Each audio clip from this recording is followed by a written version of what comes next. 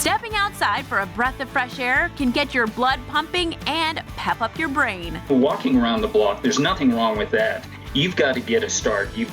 Just get outside to start with, and then use that as a building block. But Marshall Ulrich, adventure racer and best-selling author of Both Feet on the Ground, says there are much bigger benefits to getting outside and staying out for as long as possible. For starters, it elevates your mind and body.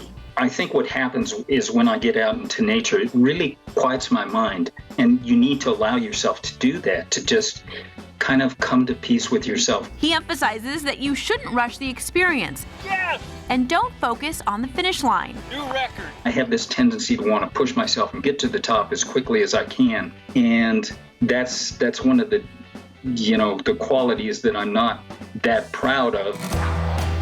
Next, disconnect to reconnect. I think people are so busy tending to their kids or making sure that they're making enough money that they don't have the time or don't set time aside to immerse themselves in nature where, it will sort of shut all that off. And realign your thinking on what you can accomplish. The further you go, the more you learn about yourself and the more you learn about your capabilities. Marshall and a friend made the long trek through Death Valley in July 2012, which was recorded as one of the hottest months in history, with temperatures over 120 degrees. And they almost found out firsthand why the park has that name. We ran out of water and we had another 5-6 miles to go.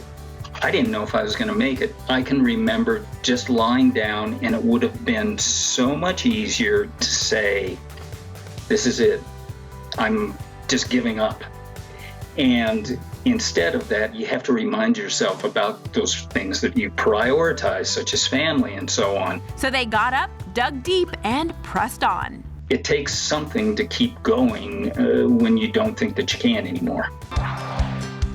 Finally, nature can fill the void. But 4 or 5, 1,000 years ago, we were much more connected with nature and much more in tune. He says sitting behind a computer trying to relate to people that way is too artificial. When you start peeling those layers away and communicating with other people and communicating with yourself, it's the process of self-discovery. It's the kind of self-discovery that he feels is best found outdoors. Then that's going to fill the void, because that void is caused by lying to ourselves, basically, and nature won't let you lie. It puts your mind right where it needs to be, where you have to confront yourself. Going outside to discover your inner strength is what's on the top of the list.